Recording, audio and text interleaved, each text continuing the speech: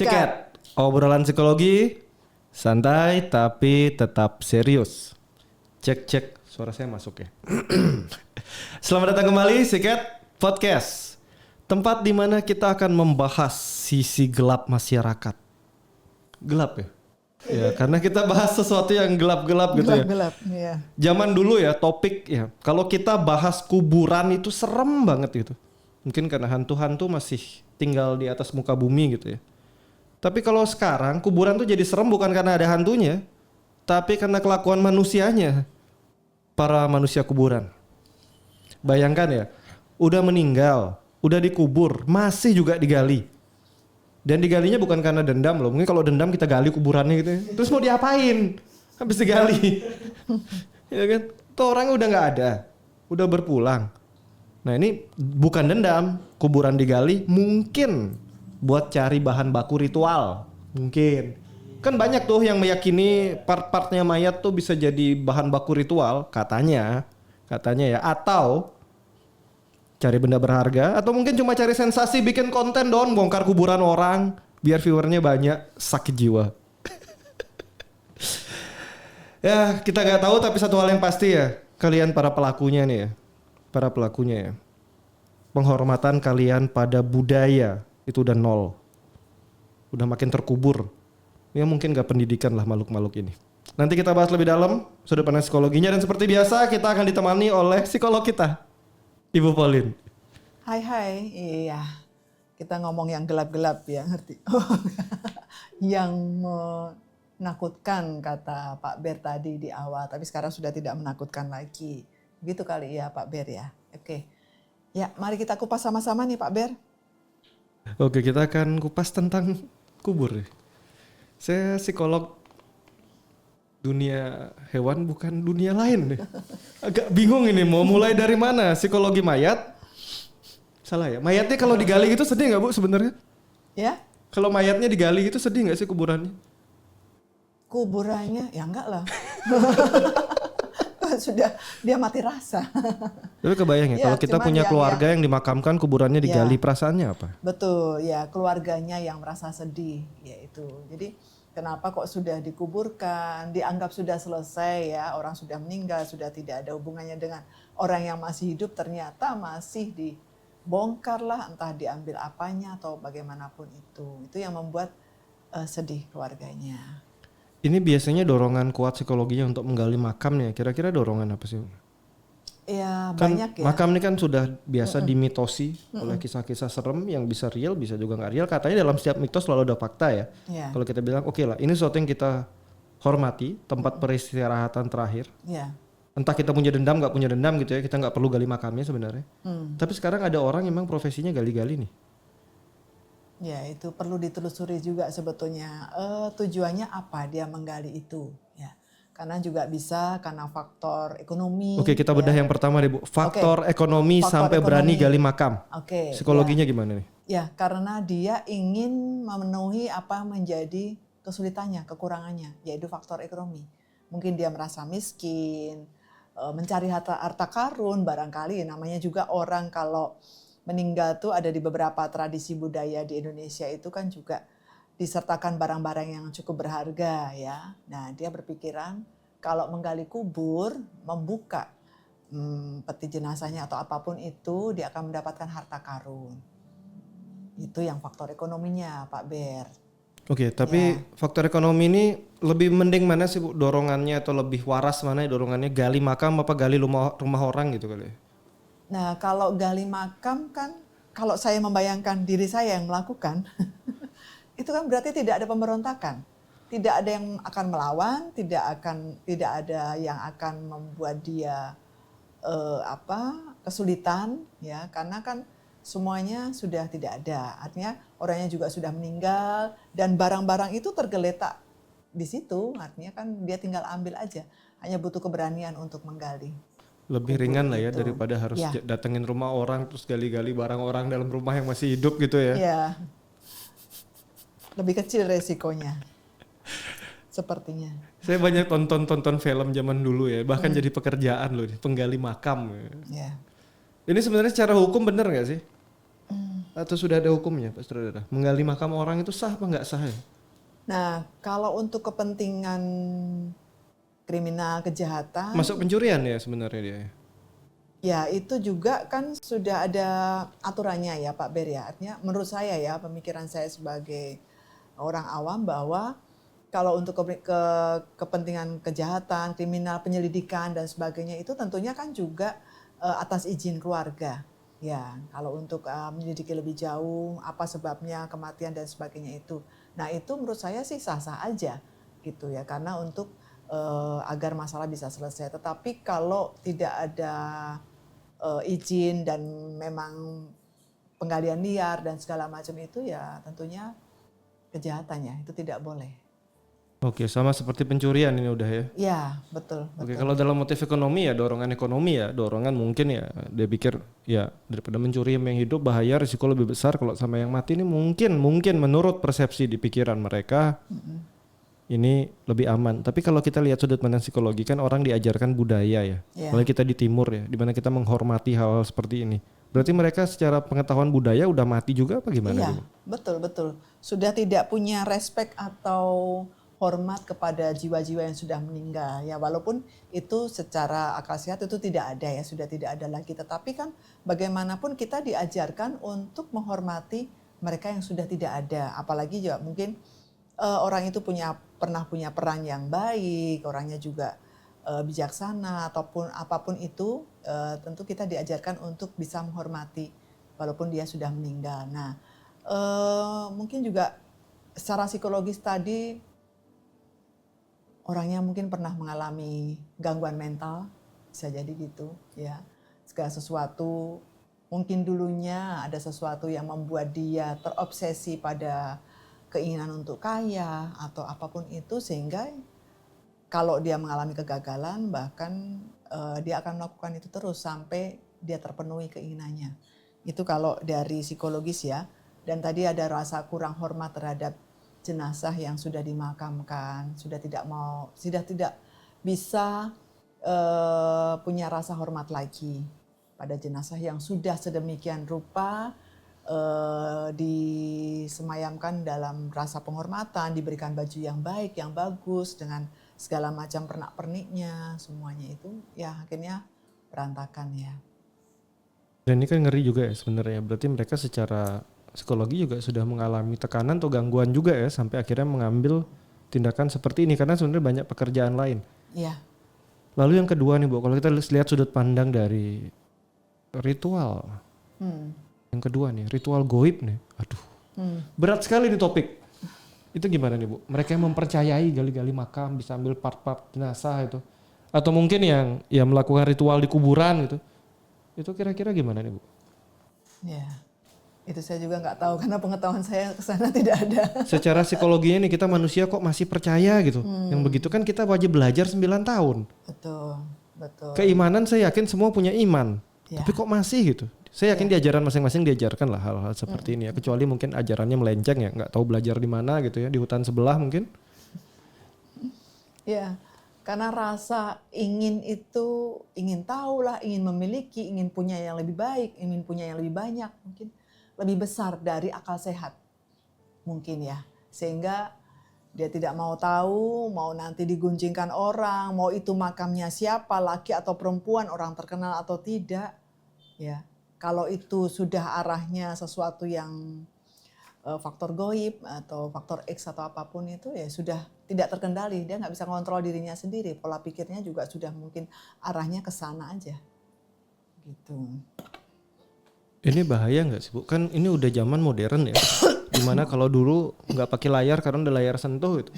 Baby lahir aja udah layar sentuh. Tapi mereka masih banyak yang percaya hal-hal mistik klinik gini. Dan bangga biasanya. Kalau mungkin kita lihat generasi yang udah lansia lah ya. Masih mempercayai ya mungkin mereka besar lingkungan seperti itu. Tapi kalau yang agak-agak muda ini masih suka hal-hal ritual goib. Bahkan sampai bongkar kuburan ini.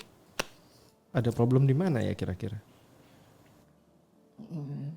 Ya itu nggak tahu karena itu tadi barangkali di sekitar mereka ada budaya seperti itu.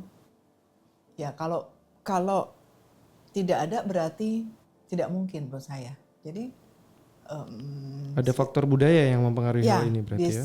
faktor lingkungan, faktor budaya juga yang mempengaruhi bahwa dengan menggali kubur, dengan ambil apanya lah, saya kurang tahu juga ya, yang itu akan memperkuat daya magis mereka, daya tarik mereka untuk menjadi lebih ya di Mantap hadapan ini. orang dan sebagainya. Ya, menjadi apa yang menjadi tujuan dari orang tersebut berbeda-beda. Pak Sutradara pernah belajar ilmu gaib nggak? Enggak. Kenapa? Wah, kamu tak berbudaya ini. Kan asik tuh goib-goib dikit itu. Kan paling enak ya kalau kita orang tanya gitu kita kaitin sama hal gaib yang nggak bisa ditakar, nggak bisa diukur dan nggak bisa dikoreksi. Itu bener apa nggak bener gitu kan. Dikit-dikit aja lempar gaib. Nggak sengaja semalam dapat mimpi besok jadi sakti gitu. Nggak bisa dikoreksi. Kan bisa pura-pura gali makam kelihatan serem kan. Terus besok tiba-tiba dia buka jasa kesaktian, sakti gitu. Karena habis gali makam. Terus orang percaya. Ini penipuan bukan sih? Ya, penipuan dan itu juga untuk mencari sensasi ya menurut saya. Ini tadi kalau viralkan kan wah heboh jadinya, wah luar biasa.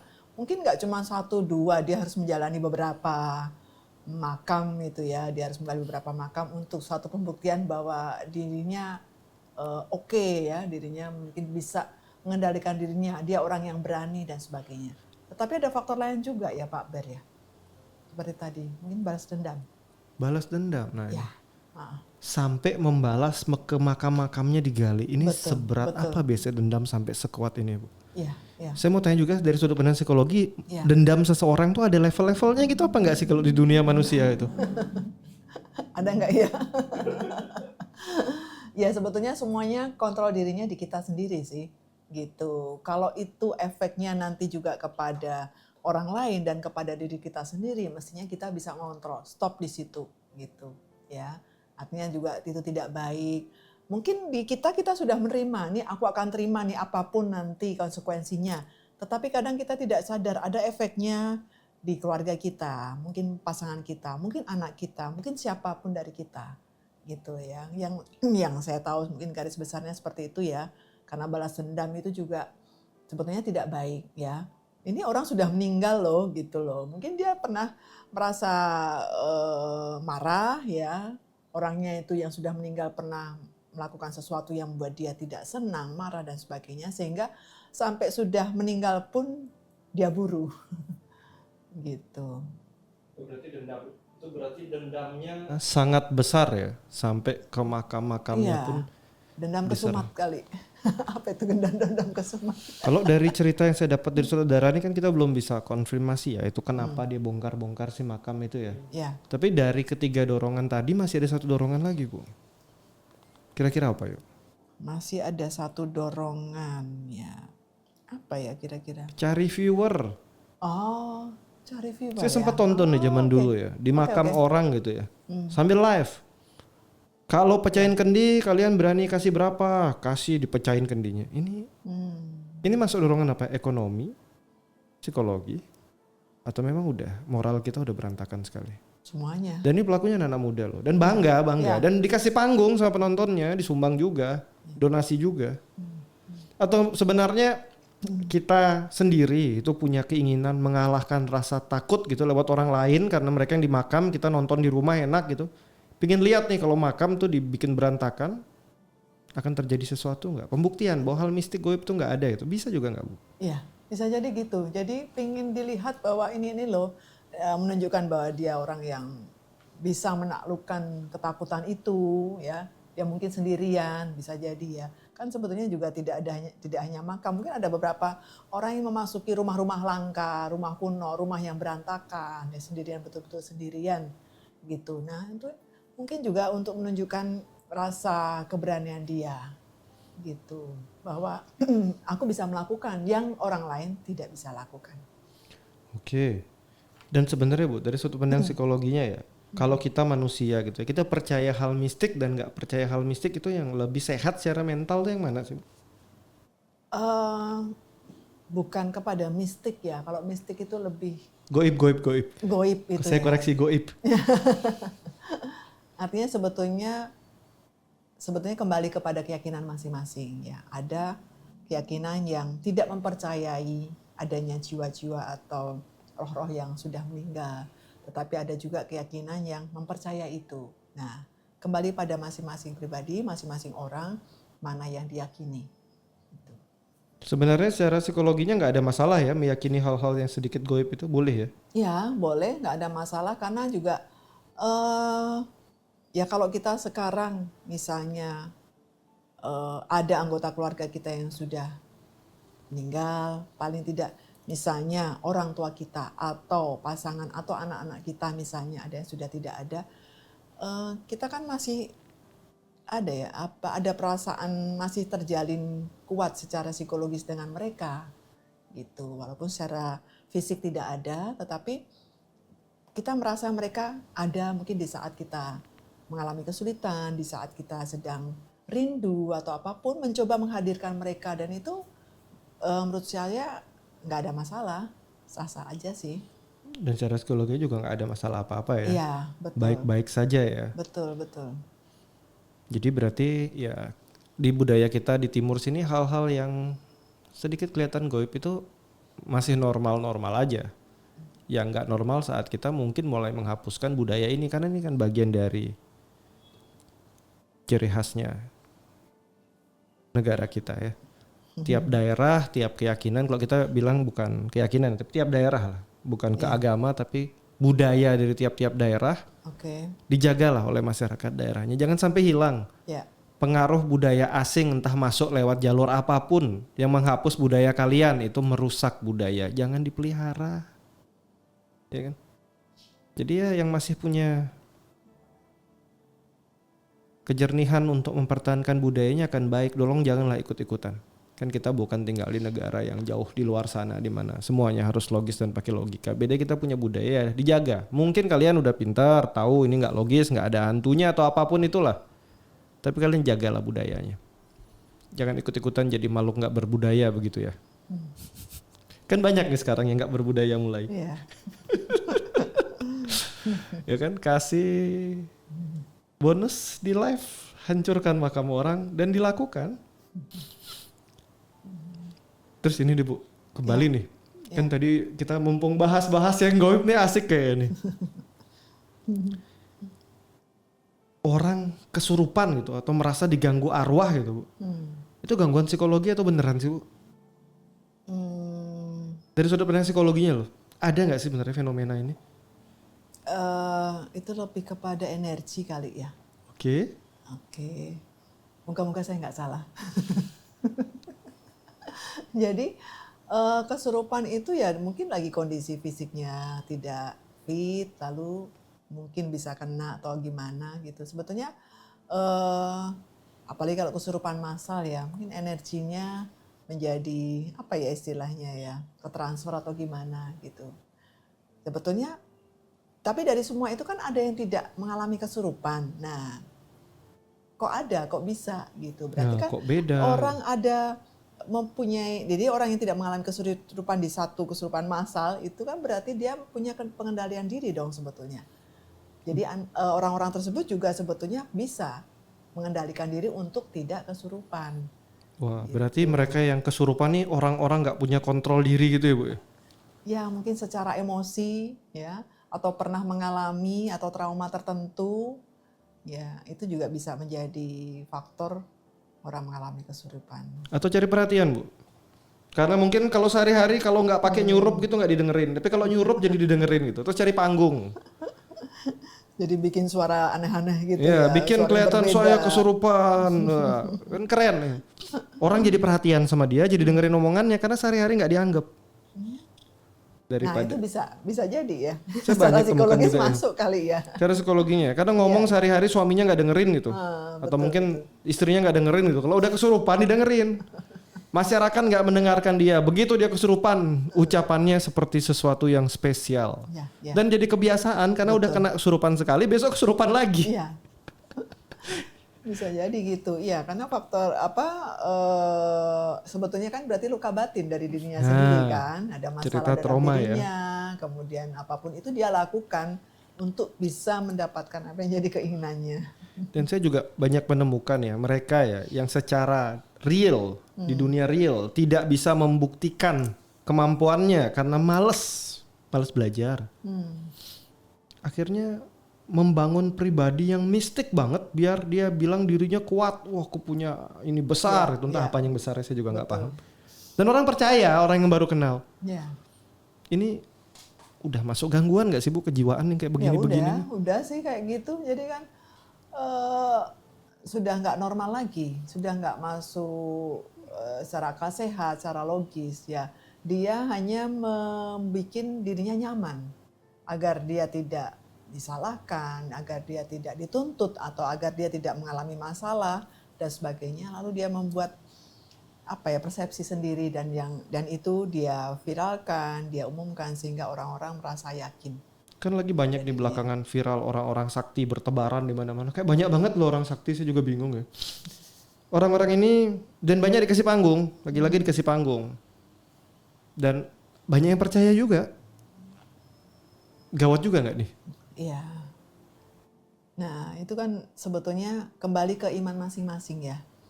Ya kalau imannya mungkin merasa setengah-setengah gitu, nggak kuat, nggak penuh.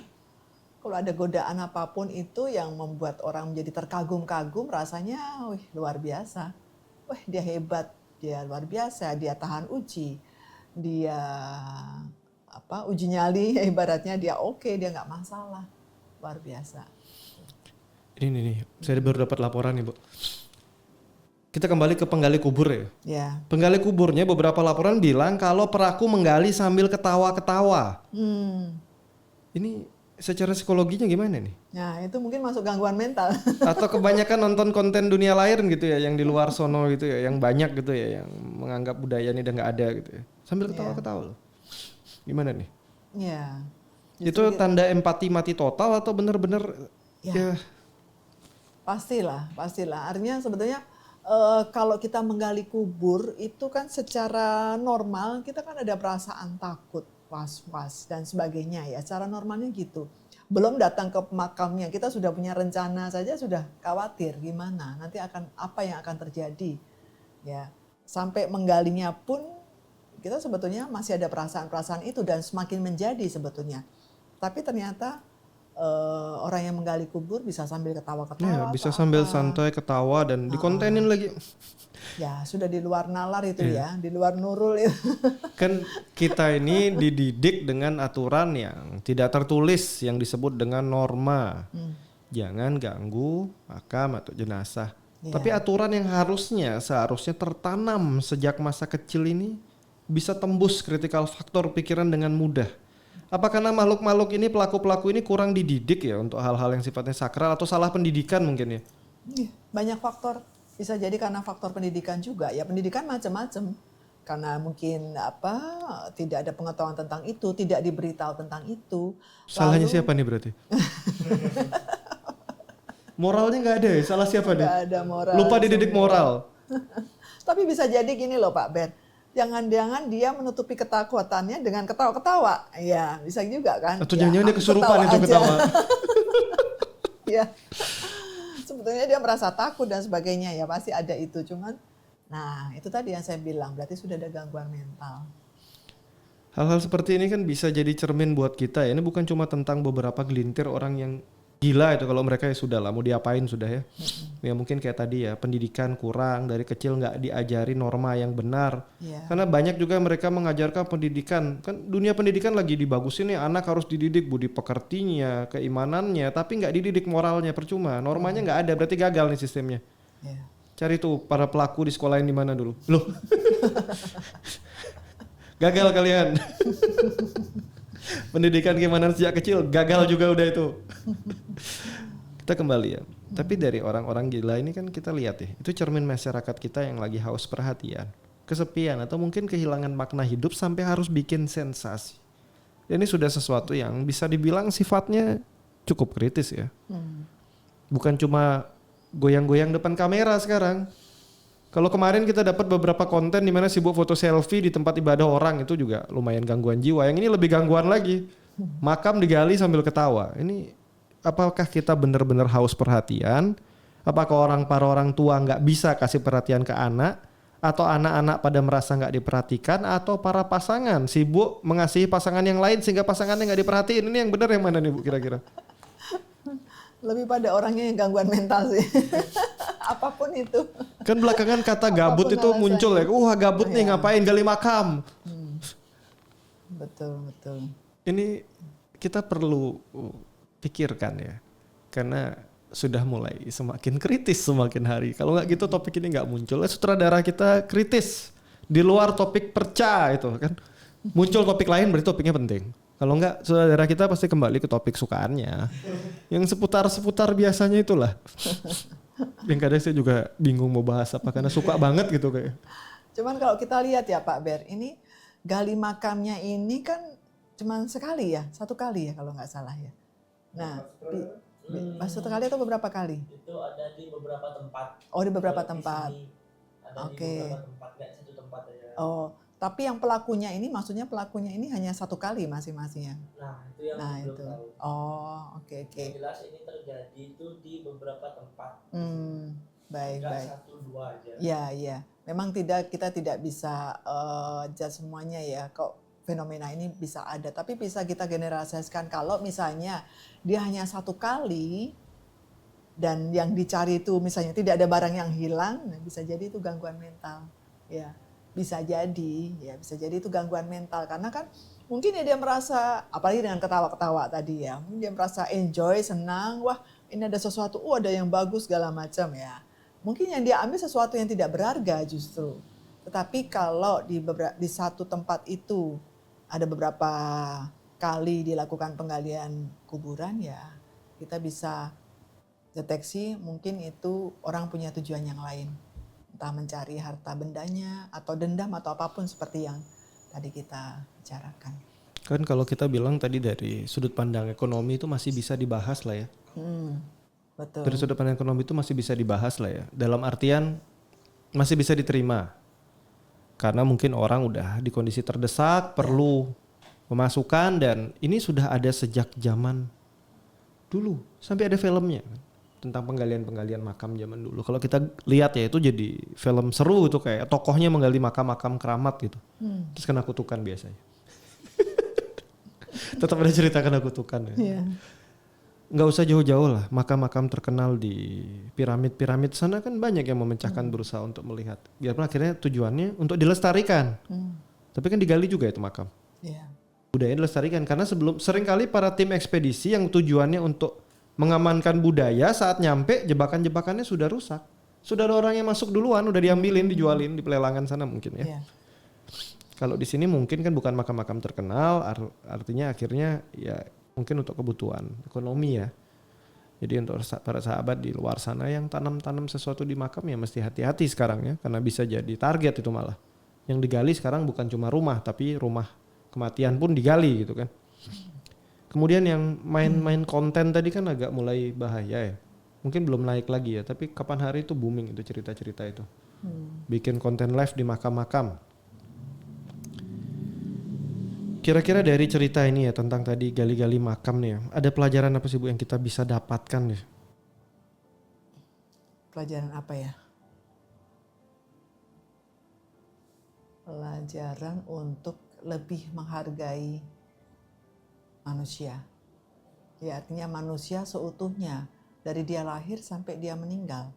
Artinya dan semua itu tidak sekedarnya ya. Artinya saat manusia lahir, kita bawa dalam doa agar dalam perjalanannya itu dia mendapatkan sesuatu yang baik. Kalaupun dia punya masalah bisa menyelesaikan dan sebagainya.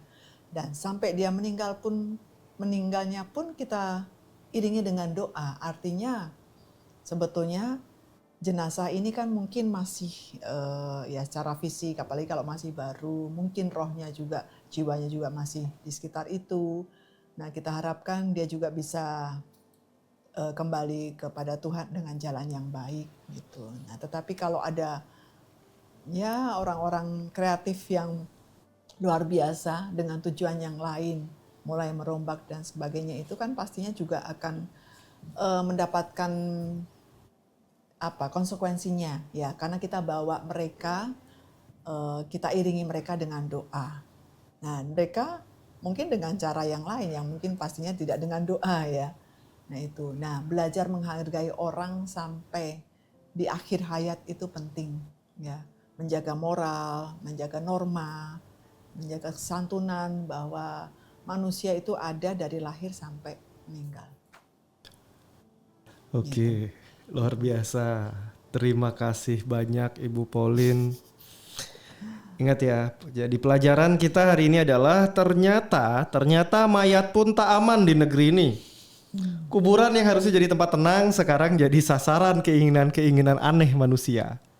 Dan mungkin yang benar-benar udah mati itu ya adalah rasa hormat kita kepada mereka yang udah berpulang, yang udah tiada. Dan ini terima kasih sekali Bu Pauline yang sudah sabar menjawab pertanyaan-pertanyaan ajaib saya. Ingat, podcast kita, topik-topik kita, apa yang kita bahas, sudut pandang kita belum tentu benar. Tapi paling nggak kita mau ngajak lihat dari sudut pandang yang lain dan ingin menampilkan kepada penonton-penonton di sini hal-hal yang ajaib di luar sana ya, yang mungkin belum sampai ceritanya. Semoga dari podcast ini bisa jadi tahu bahwa ini ada dorongan-dorongan, keanehan-keanehan ini terjadi ya. Dan ingat untuk kalian para pelaku, para tukang gabut terus gali makam gitu ya. Daripada kalian gali makam, mending kalian belajar gali perasaanmu sendiri. Sama gali pengetahuan yang positif. Karena mungkin ya jiwa kalian dan pikiran kalian perlu diberi pelajaran yang baik gitu ya. Oke, terima kasih semuanya. Kita jumpa di Sekat episode yang lainnya. Terima kasih. Terima kasih. Bye-bye. Bye-bye.